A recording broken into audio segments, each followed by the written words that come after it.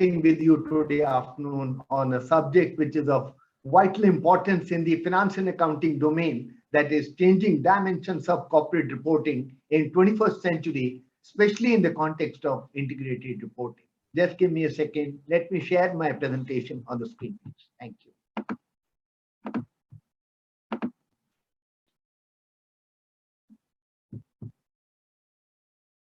So changing dimensions of corporate reporting in 21st century, and we're going to focus on integrated reporting as an evolving architecture of corporate reporting the world over, including India.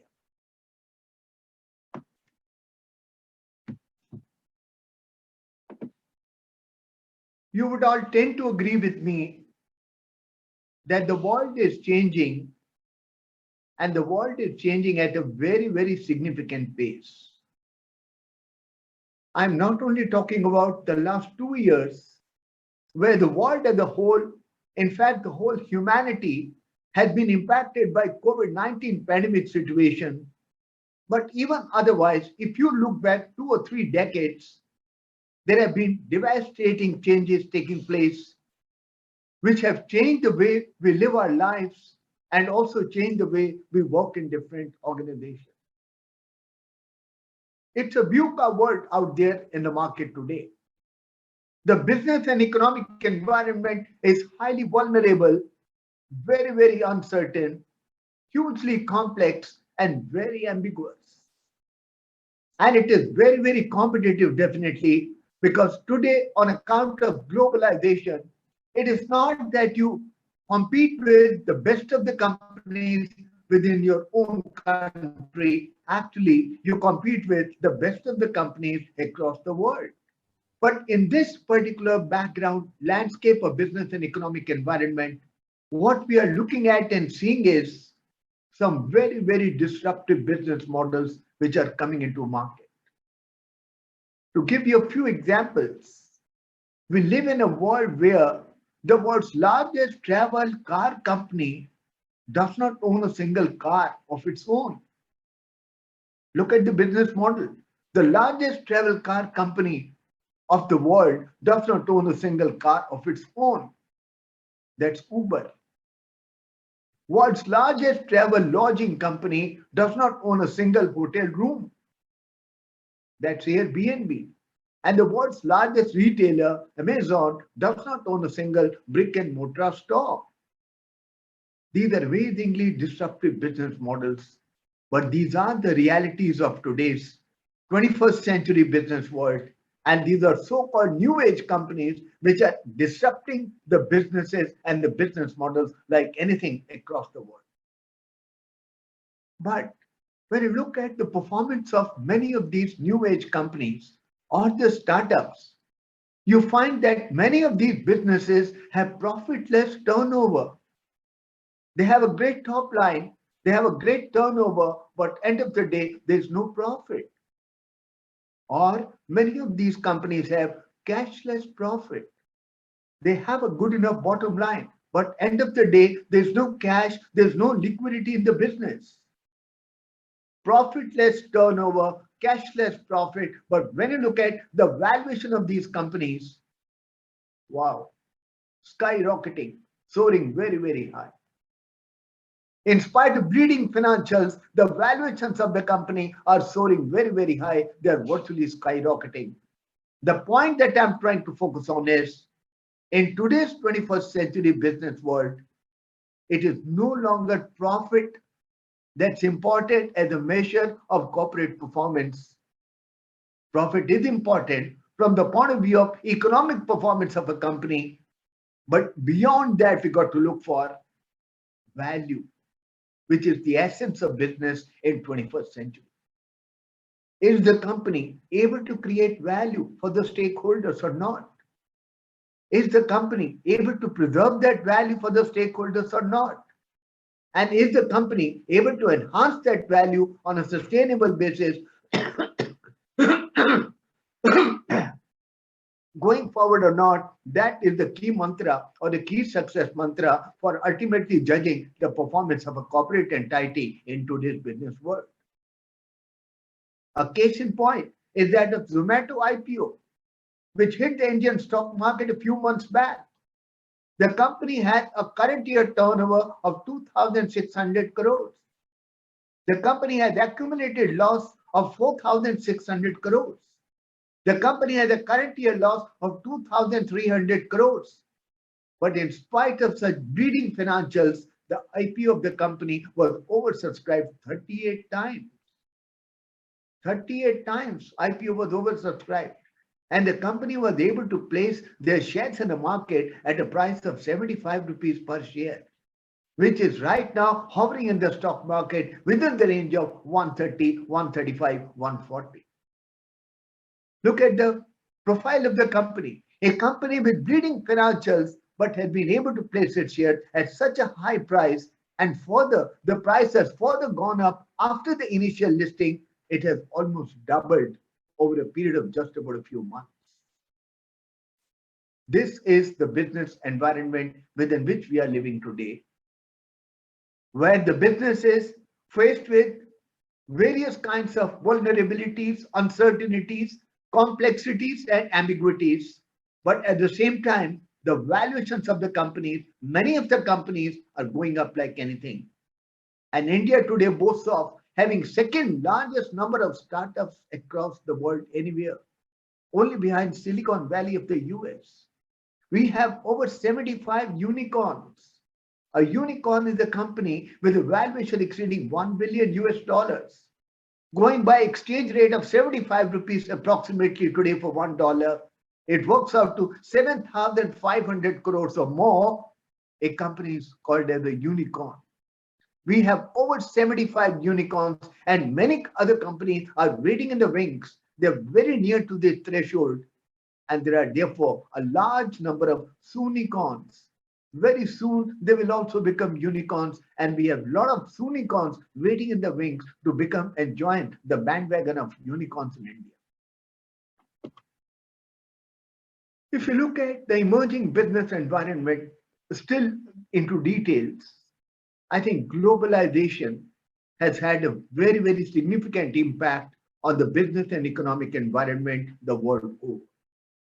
India also proceeded with the big bang reforms of LPG, liberalization, privatization, globalization in the year 1991, whereby we attracted a lot of FDI, foreign direct investment, at the same time opened up avenues and opportunities for many Indian companies to set up their ventures abroad.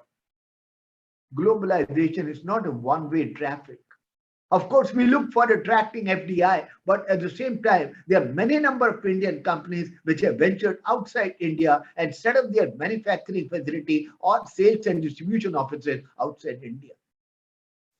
But one significant impact of globalization wave across the world is it has made a business very, very competitive, where quality, price, delivery, everything matters at the same time. And that is what has made improvement in performance of the various companies across the world in terms of their efficiency and effectiveness. The global economic power is shifting. I mean, with the latest happenings in Ukraine, you might even see further down, maybe 2 years down the line, maybe 5 years down the line, another shift taking place, a tectonic shift taking place in the change in economic power from various countries of the world. But today the world is polarized, where there are very few countries who have the kind of ability, kind of economic prosperity that we all tend to look at. India's GDP at 2.78 trillion US dollars as of today looks to be a small number, but out of 195 countries in the world, approximately, India is sixth largest economy of the world. Even at the GDP number of 2.78 trillion US dollar, India is sixth largest economy of the world. Of course, US is sitting at 22, 23 trillion US dollars, and China is almost at 2/3 of the US at about 15, 16 trillion US dollars. But then our Prime Minister has given a call, $5 trillion economy by 24-25. This call was given 3 years before the outbreak of unprecedented COVID-19 pandemic situation. We may not be able to achieve the target of $5 trillion economy by 24-25 now, but that's besides the point. We should, or we might be able to achieve that by 25-26, or maybe even 26-27, but that doesn't really matter. What matters is at least we have a vision. We're looking at building and doubling the size of our GDP to $5 trillion economy. In fact, Mr. Subhash Garg, ex-Finance Secretary, Government of India, has come out and authored a book, $10 trillion economy for India. Why not? Why stop only at 5 trillion? We must have a vision, and then we must have a clear roadmap, and then we must develop appropriate strategies and policies with a view to realizing that particular target within the shortest possible period of time. End of the day, it is the vision that takes the countries forward in terms of their economic progress and economic development. Disruptive business models, I just now gave you a few examples. A company in China has come out with a very, very novel idea. The company is selling pure fresh air filled up in canisters. This company has got that fresh pure air from Alps Mountain, Switzerland. Well, somebody might say, who would buy air? Air is something which is a gift of nature to all of us. It's available to us free of cost. Why should anybody pay a price for buying air? Well, the fact is that air is available to all of us free of cost, yes, but most of the areas of the world have polluted air. Degrees vary, of course. At some place, the pollution level might be little higher or little lower, but the world as a whole, majority of the areas are having polluted air, and that's why people are willing to pay a price for getting a whiff of fresh, pure air. The product is already selling in the Western market. I'm sure very soon it's going to hit the Indian market also, and we should soon be buying fresh, pure air filled up in canisters the way we buy the water bottles in the marketplace today. Global middle class is rapidly expanding because of economic development happening across the world. People who were earlier at the bottom of the pyramid, they're slowly rising up in terms of their income levels, and they're slowly rising up and forming part of the middle class. The middle class is now bulging in most of the countries of the world. And this has redefined the demand. This has redefined the supply of goods and services. And of course, the demands and supplies of products and services besides their expectation, which are heightened day by day. Customers today, they want everything faster. They want everything yesterday, not even today. Everything faster, everything better, everything cheaper, everything more personalized than ever before. And because of these expectations, they are not only satisfied with the mantra of customer satisfaction, but they're looking for customer delight. Customer delight is when you are able to provide to the customer products and services which are beyond their expectation. The kind of expectation they have from a product or service, it exceeds far beyond that. That's how the customers get delighted. Of course, there is a clamor all over for greater corporate transparency and accountability. Agency theory, the well-known agency theory. Who are the real owners of the companies? The shareholders are the real owners of the company. But by virtue of being scattered all over geographically as well as otherwise, they're not able to work collectively to run the affairs of the company, and therefore they appoint their agents to manage the affairs of the company, and they are called board of directors. But the board of directors are now called upon to become more transparent, to be accountable for their decisions. Some of their decisions might be good. Some of their decisions might not bring out good for the company. They are required to be accountable. And there is huge scarcity of resources. That's a central economic problem the world over. Needs and wants of human beings are unlimited, and the resources available to satisfy those needs are limited. And the problem is further compounded by the fact that resources are limited. At the same time, they are capable of being put to different alternate uses. So there is a competition amongst the resources. And therefore, the problem of appropriate, efficient, optimal resource allocation becomes very, very important to tackle with a view to ensuring best possible utilization of scarce resources for meeting the needs of the individuals or even the corporation. The business world is highly volatile, highly dynamic, and of course, there are environmental concerns. Today, we not only talk about profits, economic profit is important for any company for that matter. But besides one single P profit, we look at triple P profit, people, planet. And to this now, fourth P has been added, that's pandemic. People.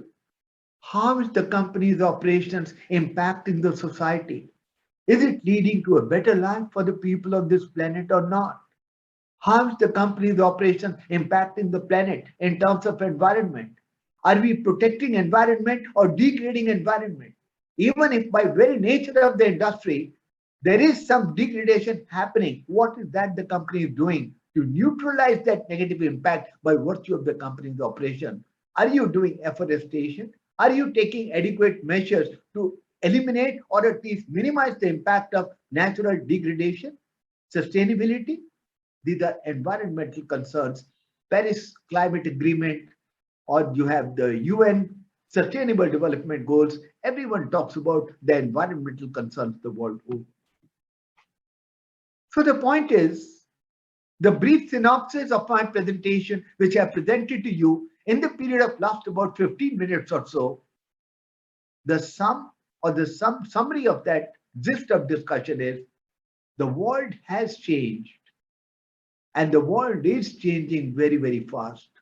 And therefore, the corporate reporting must change too. Corporate reporting cannot be left just like it has been there in the past few decades or past few years, but it also needs to respond to the change which is happening across the world in order to be having utility and usefulness from the point of view of users. The corporate reporting must change too. Corporate reporting must respond to communicate too important to fail issues. What the company is doing with a view to protecting the environment, what impact the company's operations are having on the people, on the society, on their living, on their well-being, on their health, on their education. These are important aspects which need to be communicated to the various stakeholders. Otherwise, the corporate reporting will not be able to fulfill its entire important role that it has in the stakeholders' minds or in the perspective of the business and economic environment. Corporate reporting is an essential vehicle by which companies communicate with investors as part of their accountability and stewardship obligations. Every company prepares an annual report every year, and it has certain mandatory contents. You have the director's report, you have management discussion and analysis, then you have corporate governance report, you have secretarial audit report, you have the auditor's report, you have the financial statements, and you might also even have a newsletter from a CEO to the stakeholder or the shareholders, and that's all about it. But when do you prepare this annual report? You prepare this annual report after the end of the financial year. 31st March, when the financial year comes to an end, then you compile your financial statements, balance sheet, income statement, statement of cash flows, then you get them audited, and thereafter you publish the annual report, because annual report is required to be sent to all the shareholders of the company before you convene the annual general meeting of the company. And the last date for happening of AGM for a company normally is 30th of September. In other words, someone might have a look at annual report of a company in August or September, and this will reflect and indicate what has happened in the company in terms of financial affairs during the year, last year. That means we are talking about historical data, past data, without providing any kind of iota of idea, any kind of vision with regard to what is likely to unfold for the company in future. The current financial reporting model was developed in 1930 for an industrial world. This model is a backward-looking review of performance and does not provide enough relevant information for decision making in today's highly competitive VUCA world. It provides you a rear view. You look through a rear mirror and you look for what has happened at the back. But then when you're driving, you also got to look at the front view mirror with a view to finding out what is the path that you ought to be taking, what is the action that you need to be taking with a view to sustaining prosperity of your company and sustainability of your company going forward in the future. The current corporate reporting model is like looking in the rear view mirror, when in fact the road ahead for the corporate is very, very turbulent. And there are huge impacts on the company, both societal and environmental. The annual report of some of the companies runs into huge number of pages, 200 pages, 300 pages. Reliance annual report has 337 pages. Similarly, many other companies have huge, very, very comprehensive annual reports. But then, in spite of so much of information, so many pages being filled up with whatever kind of information the company would like to throw to the stakeholders, useful information which is really required and asked for by the users of that annual report is somehow missing. It does not reflect a comprehensive story. It does not tell us what was the vision of the company, what is the mission of the company, and to what extent there has been an integration of vision with strategy, strategy with action plan. What the company has done with a view to uploading and uplifting the society, the people. What the company has been doing with regard to environmental protection. It tells you nothing about the CO2 emission, the water consumption, and other important aspects to be looked at while reviewing the performance of a corporate. But then the investors' information expectations are changing. There's a lot of money available in the market today, yes. Even a new startup can get hell of a lot of money if the idea that it has for a new product or a service, it hits the mind of the investor. You have lots of money pouring into the company, no issues at all. But the investors of today, before they decide to put their money at stake in a company, they have different kinds of expectations from the company.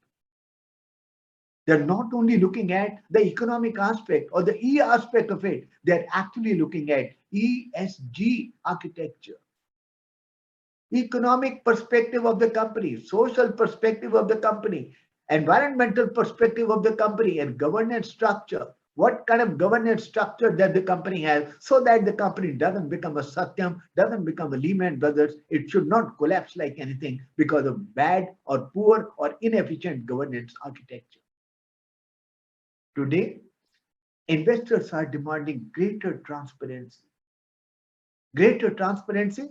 Transparency is not only reflected by notes to the accounts that you have, quite a few of them in the annual report of any company for that matter, but they are looking for transparency around strategy. What is the strategy that the company is working on with a view to ensuring sustainable enhancement in the value for the stakeholders? Within that strategy, what kind of business models the company is pursuing or intends to pursue?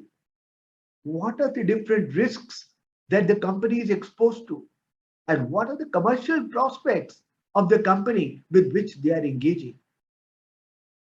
Investors need information with regard to KPIs, key performance indicators, KRAs, key result areas. What is that the company had planned to do in a particular year or plans to do 5 years hence, and they would like to monitor that very, very regularly as to what is the action plan and what is the actual performance of the company with regard to those KPIs and those KRAs. The investors of today, having lots of money with them, but they would be willing to invest only in such ventures where the companies have appropriate architecture in place to take care of environmental, social, and governance factors, besides the economic profit that the company might definitely have to accrue or earn. They would like to see the information that closely knits together all these aspects and then provides a scorecard or the performance report of a company as to how the company is actually performing in a marketplace by looking at strategy, business models, risk involved, KPIs, environmental aspect, social aspect, governance architecture, profit. This is not something which is reflected by the traditional annual report that we all tend to see today in the market. That means the corporate reporting today fails to address these emerging expectations of investors, and therefore we are looking for some kind of an alternate corporate reporting framework by which we shall be able to provide all this information which is required by not only investors but also by various stakeholders of the company. That's where we come to the concept and element of integrated reporting. This is the new mantra or the new vista in the dimensions of corporate reporting the world over. Integrated reporting is enhancing the way organizations think, plan, and report. It reflects the entire story of their business. And when you have a story, you have to have some numbers, and then you weave all those numbers together, you connect the dots together, and then craft a story, weave a story. Numbers coupled with weaving of a story provides you the complete understanding of what the business is all about, what the business is doing, what are its aspirations, what are the kind of risks that the business is facing, and what actions need to be taken right now with a view to making the business more effective and more efficient. There is an International Integrated Reporting Council, IIRC, which is spearheading the integrated reporting movement the world over. In many countries, the concept has been quite advanced. In India, SEBI has provided option on a voluntary basis to top 1,000 companies by market cap to adopt the concept of integrated reporting. In addition to traditional annual report that they are preparing, they are also required to come out with an integrated report on a voluntary basis. But from the financial year 23-24 is going to become mandatory for top 1,000 companies by market cap on BSE and NSE to be able to work out integrated reports in addition to the annual report of their company. What is integrated reporting? Integrated reporting demonstrates the linkage between an organization's strategy, governance, and financial performance, and the social, environmental, and economic context within which it operates. Looks simple, just a two-liner, but very, very comprehensive. Integrated reporting demonstrates linkage between what is the strategy of the company, and in fact, strategy would arise only from the vision and mission. So you have to actually start looking at vision and mission of the company to begin with, and then further come down to strategy, and then look at the governance architecture, and then look at the financial performance of the company, and everything has to be done within the social, environmental, and the economic context of the company. How valuable a company is not only measured by the amount of profit that it's earning. It's not only measured by the kind of PE multiples it's enjoying in the marketplace, but the value of a company is determined by looking at the contribution, the cumulative contribution of various kinds of capitals deployed in the business. Yes, various kinds of capitals deployed in the business. In the annual report, we only reflect one kind of capital, that is financial capital, equity capital, preference capital, we say. But Integrated reporting talks about various different kinds of capital, of which financial capital is just one of them. It talks about, in addition to financial capital, human capital, social and relational capital, intellectual capital, environmental capital, manufactured capital, natural capital, how the company is able to leverage all these capitals with a view to building up a strategy, ensure appropriate governance, and thus derive good enough profitable results for the company with a view to enhancing value for the stakeholders, but within the overall umbrella of social, environmental, and economic context in which the company operates. The development of integrated reporting is designed to enhance and consolidate existing corporate reporting practices. To move towards a reporting framework that provides the information needed to assess organizational value in the 21st century. The traditional annual report we are familiar with does not provide relevant information, does not provide adequate information to analyze the performance of an organization today in the 21st century. That is why we are looking at not exactly moving away, but actually moving towards a consolidated reporting framework that would provide the information needed to appraise or assess the organizational value in the 21st century. Integrated reporting, because it will try to strike a story, it will try to strike connect between strategy, between governance, between economic performance in the overall context of environmental, economic, and social dimensions.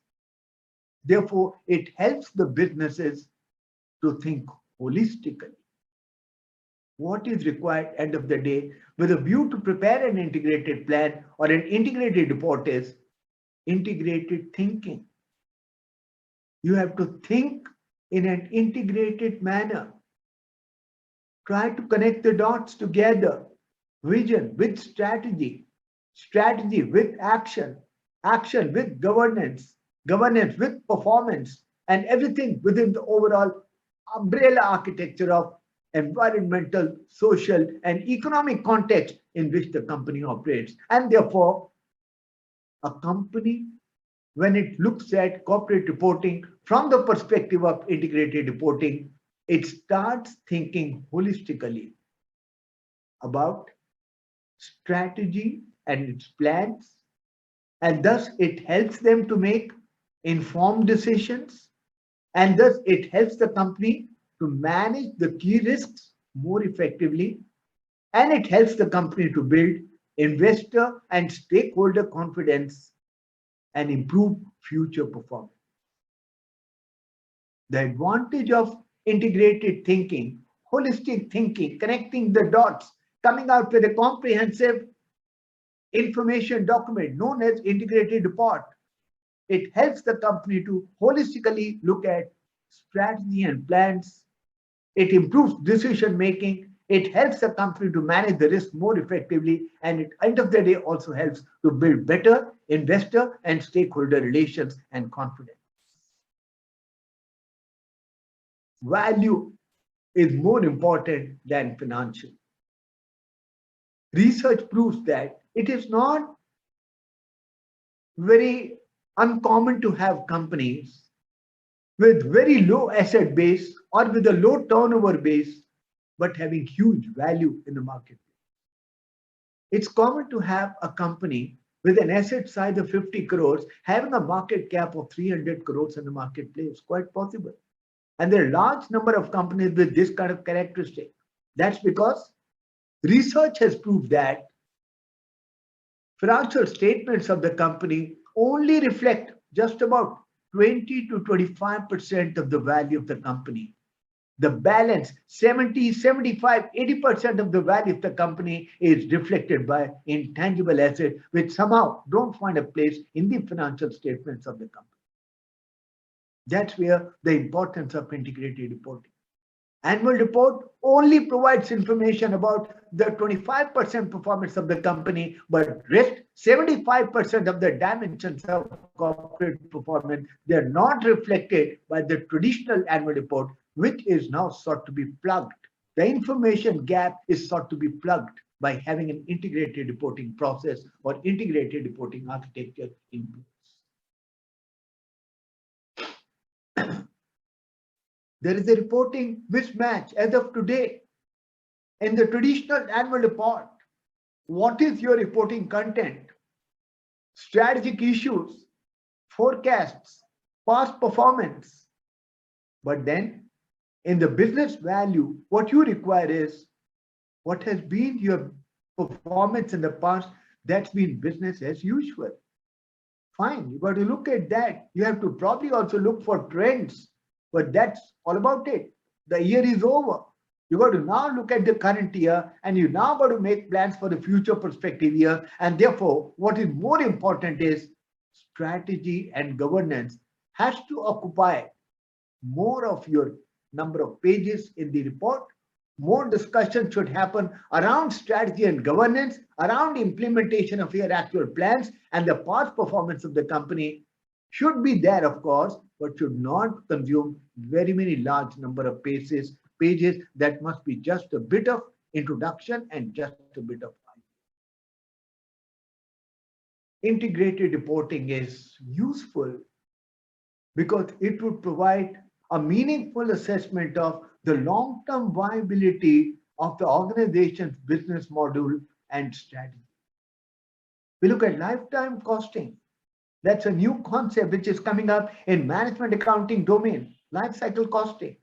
That means when you put up a project and you try to appraise the project by using DCF, NPV, IRR, whatever, right in the beginning, but then the project might have a life of 15 years.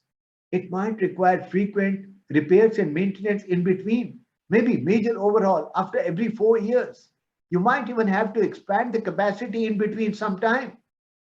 It would be much better if you were able to look at the overall life of the project as 20 years and then work out the cost benefit analysis or CBA.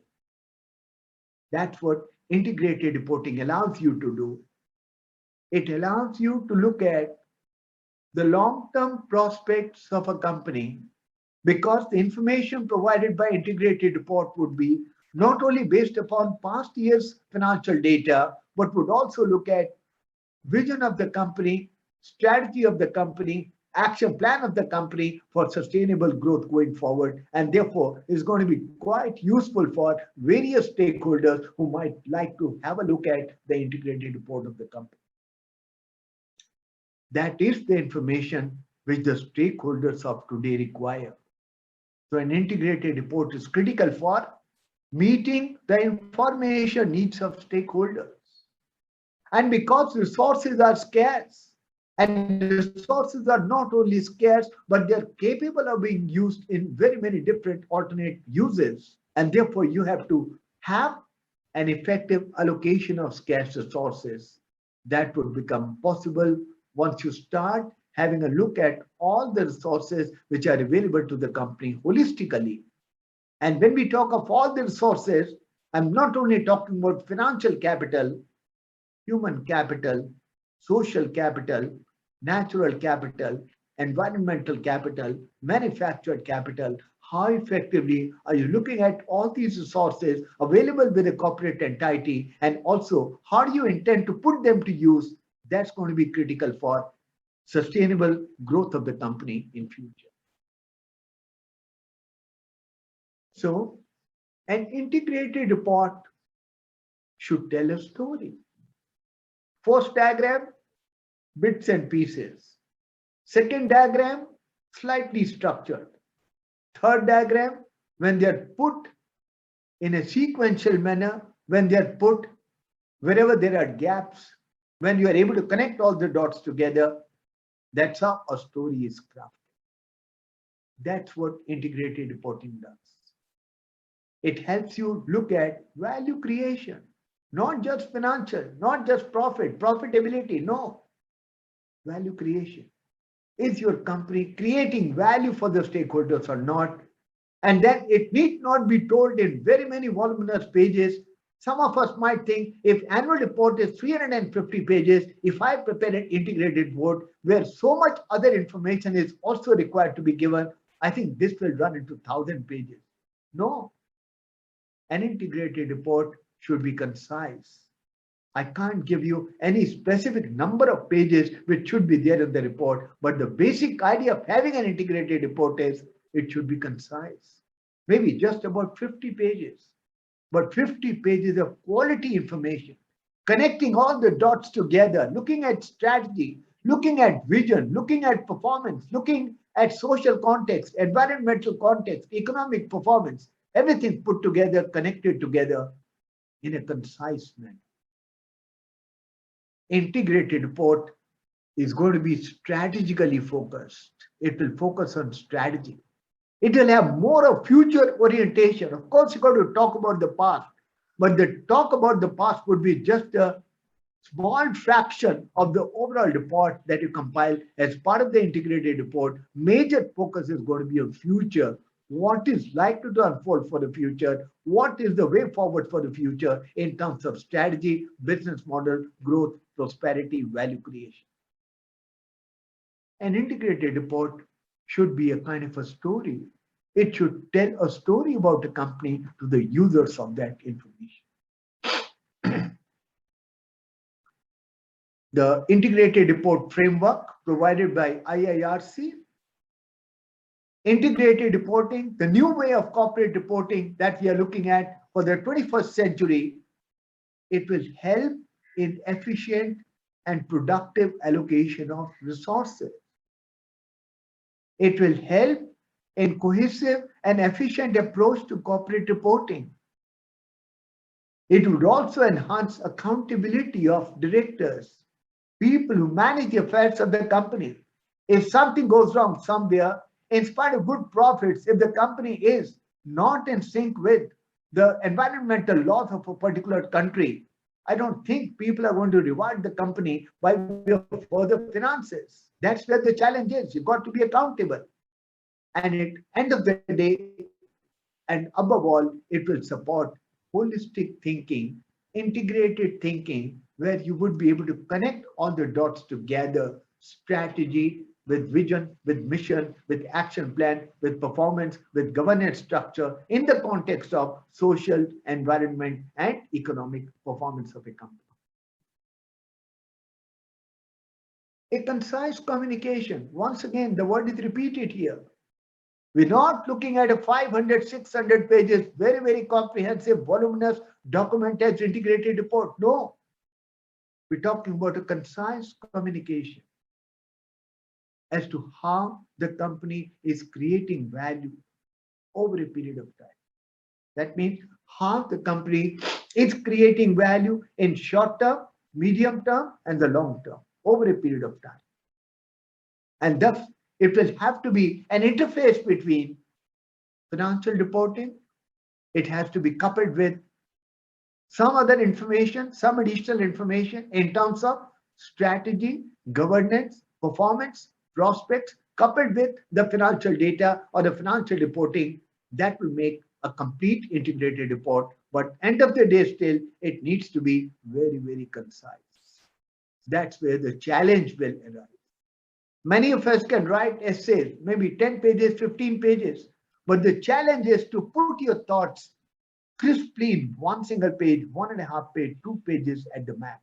And that's where the challenge lies. In integrated reporting also, you've got to communicate all this information very, very concisely so as to be meaningful and useful for the various stakeholders of the company. How is integrated reporting concept different from the traditional corporate reporting concept? In the traditional annual report, thinking is disconnected.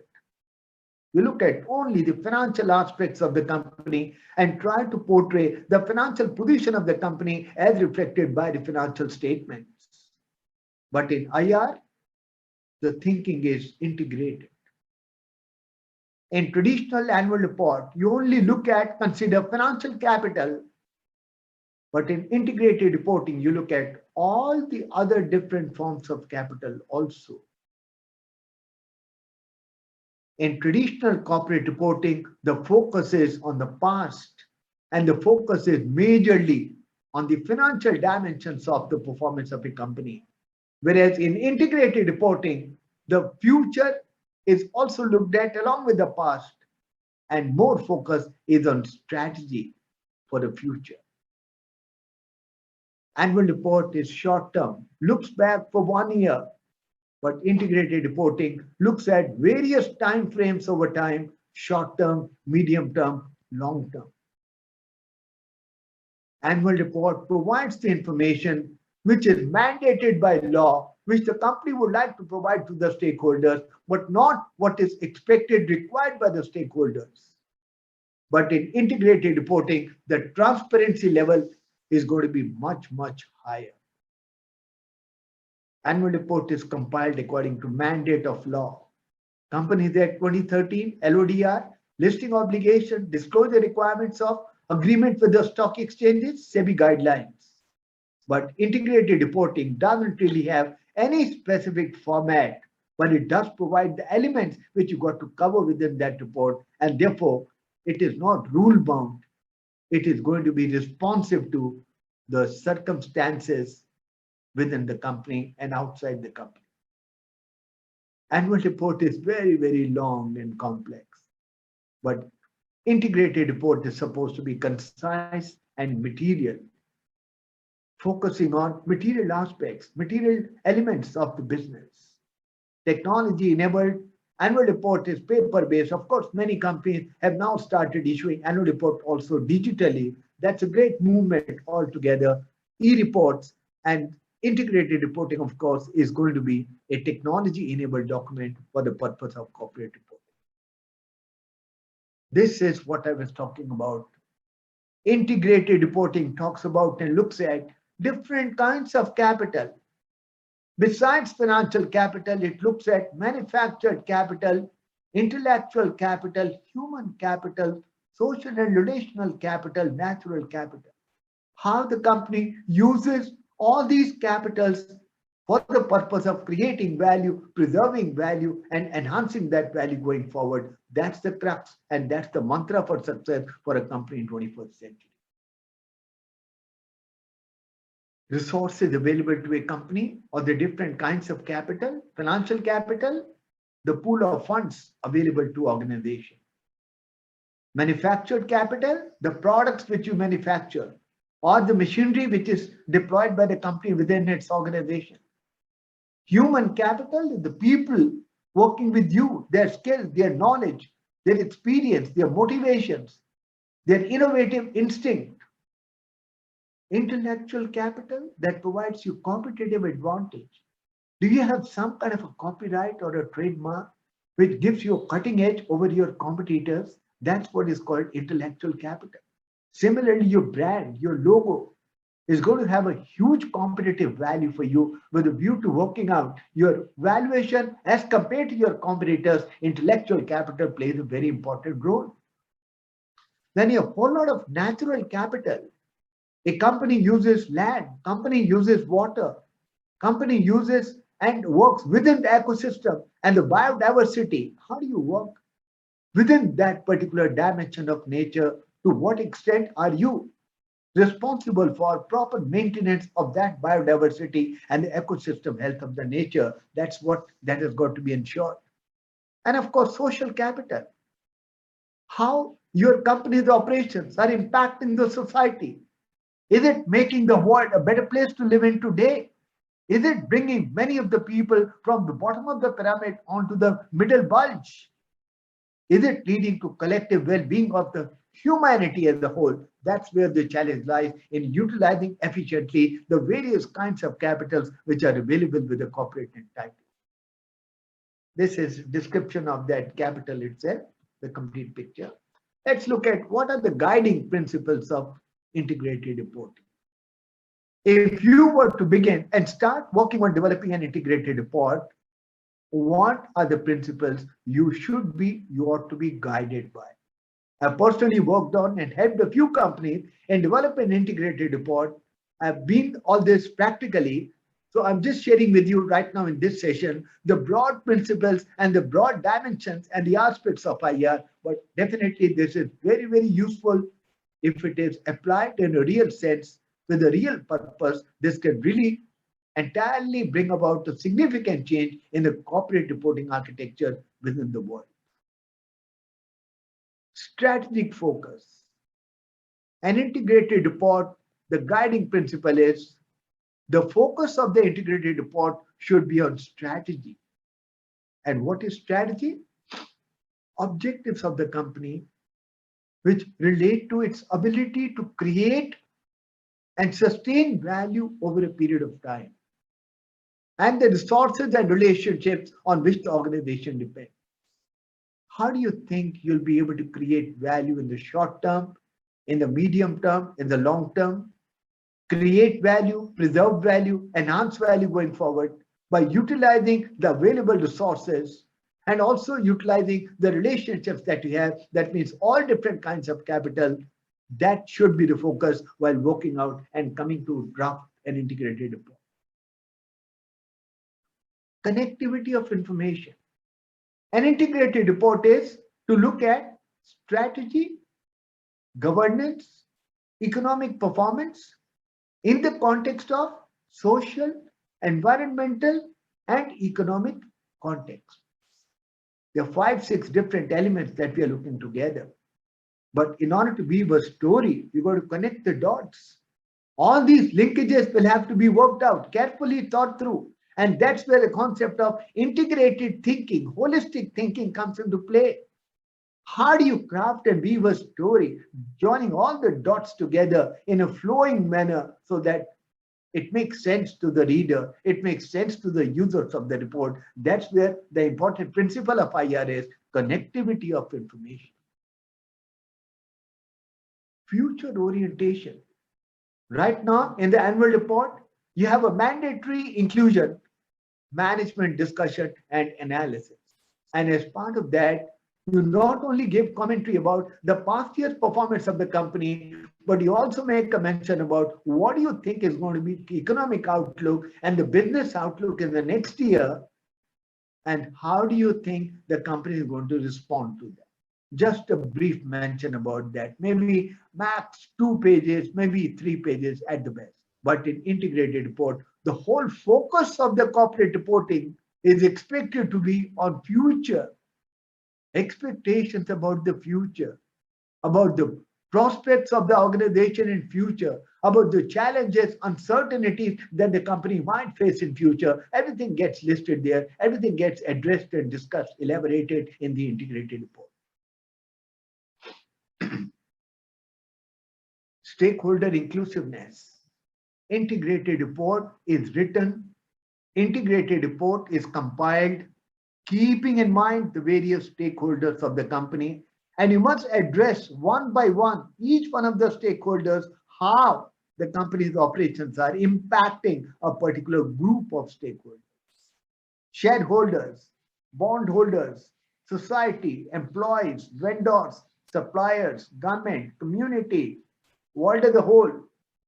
You have to have separate paras, separate chapters, in fact, within your integrated report, where you would bring about in detail, of course, in a concise manner, but in detail, the different elements, how the company is responding to the needs and desires of the various stakeholders associated with the functioning of the company. Concise. An integrated report has to be concise, but at the same time, it must provide reliable information and it must provide for material information, because you got to be concise. You can't write just about anything and everything that you want to say about the company. You have to decide based upon the principle and tenets of materiality. What is material must get reported. What is not material should or might be left out. So materiality concept has to be enforced and applied in a real sense while preparing the integrated report. But at the same time, the information should be reliable, and it should be very, very concise. So these were IR principles, guiding principles of integrated reporting. Now coming to elements. What are the elements, contents of the integrated report? An integrated report should provide description of organization, an overview of the organization, and also its business model. In the COVID-19 pandemic situation, there have been many businesses which have been profitably impacted by COVID, and there are many businesses which have been negatively impacted by COVID. Many of the businesses which have been negatively impacted have had to close down, have had to pull their shutters down. But many of the businesses in the negatively impacted sectors have been able to stay afloat, have been able to keep their heads above the water. And these were the businesses which had resilient business models. They were able to quickly adapt to the new normal. They were very, very agile. They were very, very flexible. They were able to work out and renew their plans, change their plans, modify their plans, adapt, flexibility, agility. That's what happened the companies to stay afloat in spite of the negative impact of COVID-19 pandemic situation. Operating context, risks and opportunities. Risk management is one of the important dimensions for any corporate entity. Every company faces different kinds of risks. You have financial risk, technology risk, market risk, foreign exchange fluctuation risk, demand risk, supply risk, relationship risk. You have huge, very many different number of risks. How the company has identified, prioritized those risks, how the company has tried to kind of develop a risk mitigation strategy or a risk management strategy that should be reflected in the integrated report. That's why it is saying you must talk about the operating context. And operating context is full of uncertainties and full of risks. And then along with the risk, you also have opportunities. When one door closes down, another door opens. And therefore, of course, you have a lot of risk to be faced in the business, but risk also provides you an opportunity to revisit your business model, change your dimensions of action, and thus come out with a new opportunity for the business, which might be a whole lot more profitable and a whole lot more beneficial for the company. Third element of integrated report, you got to talk about strategic objective and strategies to achieve these objectives. What is strategy? Where we are to where we want to go. How do we reach there? That's strategy. From where we are to where we want to go. And how do we reach there? The action plan is suggested by the strategy. Corporate governance is becoming very, very key for many of the organizations. In spite of having a lot of money, a lot of good technology, a lot of good intent, everything is fine. But if the governance of the company is not up to the mark, I think the company will not be able to come out with best of the results. Governance structure. The governance structure of the company must be based upon a solid code of conduct, a solid code of ethics. It must be built upon trust, accountability, disclosure, fairness, equitable treatment of all the stakeholders. That's the kind of governance structure that we are looking at. And what kind of governance structure a particular company has that should and must be reflected in the integrated report. Remuneration. The corporate governance report, which is required by LODR, listing obligation and disclosure requirements of stock exchanges today, requires the companies to make a mention what is and how much is the gap between the lowest employee salary in the company to that of the chairman of the company or the CEO of the company. This is with a view to finding out variability. How is the company looking at remunerating people at different levels? What is the median gap between the salary of different levels in the hierarchy of the company? That carefully needs to be looked at, and that's also required to be reflected in the corporate governance report mandatorily by all listed companies as part of LODR. A section on performance of the company. How has the company performed vis-a-vis its KPIs, key performance indicators, vis-a-vis key result areas, what the company had intended to do during the year. Now that the year has come to an end, where does the company stand? What is that the company has achieved, performed, and not been able to achieve? And of course, we are looking at not only financial performance of the company, but also performance on non-financial parameters. That's more important. We should also talk about future outlook. What are the opportunities? A company would have carried out the SWOT analysis. What are the strengths of the company? What are the weaknesses? What are the opportunities? What are the threats that the company faces? And thus, in the integrated report, you got to look at and comprehend what opportunities, challenges, uncertainties is the company likely to encounter in achieving its strategic objectives, and how these are going to impact, what implications these are likely to have in the achievement of that entire performance in the future that must also be reported in the integrated. Coming to detailing, maybe you can look at some micro elements here. When you talk about environmental issues in your integrated report, you should talk about climate change, energy, you should talk about ecosystem, you should talk about local environmental impacts.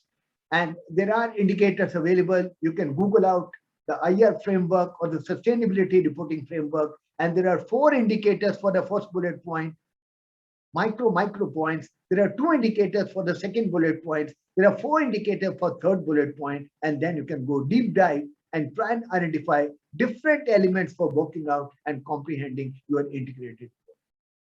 Similarly, on health and safety issues, we got to talk about and look at workforce protection, product health, safety, environmental risk, process safety. In the social and economic section, we got to look at community, human rights, business ethics, labor practices. Look at the breakdown. Climate change and energy. What all should you be considering? Greenhouse gas emissions, energy usage, alternate energy usage, flared gas, biodiversity ecosystem, fresh water, local environmental impacts, air emissions, spills to the environment, discharge to water, waste. How do you deal with the waste? Waste and effluent arising out of manufacturing operations. How do you deal with that waste? That also required to be manifested in the integrated report. Workforce protection, workforce participation in management, health of the workmen, occupational injury, illness incidents. These are the aspects. Community, local community impacts and engagement, involuntary resettlement, social investment, human rights, due diligence, human rights and suppliers and vendors, security and human rights. These are different indicators of different elements that you got to look at. Business ethics and transparency. Look at how do you prevent corruption? How do you prevent corruption involving business partners? How do you build transparency in payments to host governments? Public advocacy, workforce diversity, workforce engagement, training and development of workforce, grievance systems. So the questions to be answered while sitting down to write an integrated report are, how do I write a unique story? Because every organization is unique. No two companies, even though might be working in the same sector, same industry, are alike. They're going to be different in very many different ways. Your story obviously has got to be unique. How would you build connections? How would you connect the dots? There is no set sequence, just as in the case of annual report. There is a mandatory sort of sequence that we have. First, there has to be a chairman statement. Then there has to be director's report, followed by corporate governance report, followed by secretarial report, auditor's report, financial statement. In the case of IR, there is no set sequence. You can start from anywhere, but the important point to note is your report must be coherent. It must make sense to the readers. It must have a flow. It must be proper in terms of syntax, in terms of structure, architecture. All the different sections, they should not be isolated, standalone. No, they should all be connected together. But basically, the contents would comprise of overview of the external environment. What is the business situation like in the marketplace as of today? What kind of governance structure the company has? What is the business model that the company has? The risks and opportunities before the company, the strategy and resource allocation process that the company follows, performance, of course, from time to time. What is the outlook for the business for the future? And of course, for everything, there has to be a basis so as to make the information reliable, which can be relied upon by the various stakeholders. It must be very, very realistic and reliable information. That has to be the basis. Looks simple enough, but why it has yet not been adopted by very many countries across the world? In India, as of now, only 45, 46 companies are preparing integrated report in India today. In addition to the annual report, they are also preparing IR, but just about maybe 50 odd companies as of today in India. There are certain barriers. Of course, there are certain problems with the concept. First is conceptual confusion. When I say integrated report, it means different things to different people. What is integration? How do I integrate financial with non-financial? I try to convert all non-financial information into financial, but some of the areas may be such which are not even able to convert it to financial numbers. How do I integrate that information together? Integration means different things to different people. That's a fact of life. Then there are data difficulties, criteria for weightage. How much weightage should I give to one particular section in my integrated report? How much weightage should the other company give? And then there is lack of data in most of the cases. I want to report what impact my company having on the society, but unfortunately, I don't have the data. What do I write? How do I prepare my integrated report? And then the report has to be concise. And in order to be concise, it has to be based upon material factors. How do I decide upon the materiality threshold? Should 5 lakhs be material? Should 5,000 be material? Should 25 lakhs be material? How do I decide upon the materiality thresholds? And how do I decide upon the unit of analysis? Who would be responsible for compilation of IR? Annual report, I know for sure, it's compiled by company secretary along with the CFO. But who would be responsible in the organization to compile an integrated report, which is a mix of so many different aspects of the corporate functioning? Maybe you have to have a separate team working all together, a cross-functional team, people drawn from different segments of the organization. You don't know, but I mean, that's a challenge. Assurance. For financial statements, all those numbers are assured by auditors, statutory auditors. What about the non-financial information that you are mentioning? And maybe you are also converting some of the non-financial information into financial numbers. Who is going to vouch for that? Because as of now, there is no mandatory requirement of getting the integrated report assured by someone else. Even though many of the good professional companies are getting involved with that process, they get the report assured first before releasing it for the public consumption. But not all the companies are doing it. And that's also not mandatory as per the basic guiding principles of IR. That's a huge challenge. How do I ensure reliability, credibility of the integrated report, which I prepared so painstaking? Challenges are reporting on thorny issues. Well, if you got to report, if you got to disclose your strategy, your governance, your actions, there would be some good, some bad, some thorny. Would you only play your cards with the good or the best intentions, best of the actions getting reported and forget about the negative ones? Well, it's up to you. How trustworthy, how honestly you would like to capture the various facets of the company's function. In fact, realistically speaking, you should be reporting even the negatives of your company. Why not? Even the thorny issues also should be highlighted in the integrated report. How do you ensure a holistic picture? How do you ensure materiality concept? How do you achieve a balanced reporting? How do you allow comparison within sectors and industries? Because there's no standard template for integrated report. Maybe 5 companies within a same sector or industry are preparing integrated report. The template, the format differs. How do you compare one against the other? That's a challenge, real challenge as of today. But then you have to take responsibility for performance and potential actual impacts throughout the value chain, because you're not only concerned with your entity's performance, you're looking at the entire value chain, vendors, suppliers, employees, society, environment, logistics. You got to take care of the entire value chain with a view to reporting how effective has been the performance over a period of time. There are lots of organizations which are preparing these reports these days, over 1,500 organizations across the world.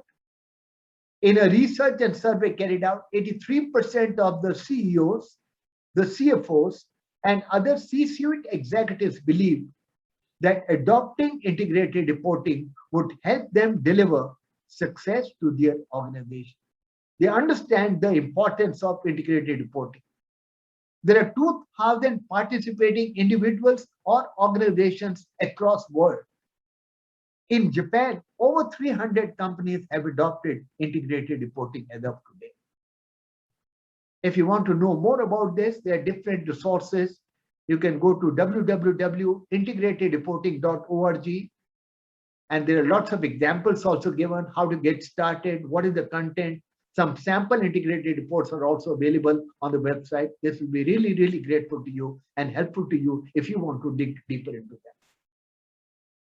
Integrated reporting is also sometimes referred to as corporate responsibility, CSR, sustainability reporting, social and environmental performance, and many such names. But then, what's in a name? A rose is a rose, by whatever name you may call it. Huh? A rose is a rose. That which we call a rose by any other name would smell as sweet as any other rose for that matter. So the way forward, the boards will increasingly recognize integrated reporting as a valuable strategic management tool. Slowly and slowly, most of the companies, at least the professional companies, will take the lead and they will start adopting integrated reporting as a strategic management tool, and that will be led by the boards of some of the leading professional companies of India as well as abroad. Boards will pay more attention to accuracy, reliability of integrated reports. That's the key. There's no point coming out with an integrated report, but which is not reliable. It doesn't provide accurate information. You have to find out some solution to this problem by which you are able to come out with an integrated report which provides accurate and reliable information to all the stakeholders. Companies will take a systematic approach going forward to integrate stakeholders' interest into decision making. Value investing is going to become very, very common. Green investing, green finance, ethical finance. These are the topics which are on the threshold emerging very, very fast. Companies need to communicate more clearly, more openly, more effectively with investors with regard to their plans to grow, create value going forward in a sustainable manner. There is an imperative need for the companies to connect the dots better in their reporting so that the balance of risk and opportunity is clearly reflected and clearly communicated to various stakeholders. Integrated reporting is the way of the future for the corporate reporting. Corporate reporting in the 21st century, I think the way forward is integrated reporting. The message is loud and clear: shape up or ship out. Those companies who don't pay any heed to this clamor from the investors, clamor from the stakeholders to get the information with regard to strategy, performance, social, environmental aspects of the company, they'll be left behind. They will not get much of interest from the stakeholders going forward. The message is loud and clear. The companies have to adopt integrated reporting, otherwise, they will have to be shipped out. They will be left behind in this era of competition and a very, very dynamic business world. Integrated reporting is not only a means to survive, but actually a strategy to prosper in today's world. It's not only a survival. If you want to survive, you have to have integrated reporting. But it's not only a means of survival, it's actually a means of the strategy by which the company can prosper going forward by creating value on a sustainable basis for the various stakeholders of the company. Let's therefore adopt integrated reporting by choice before we have to do it by force. SEBI, as of now, has provided a window, a gateway, voluntarily adopt IR. But going forward, within the next 1 or 2 years' time, SEBI is going to make it mandatory for all companies to be able to work out integrated report on a mandatory basis. Let's adopt integrated reporting by choice before we have to do it by force. Thank you very much. That's where I finish.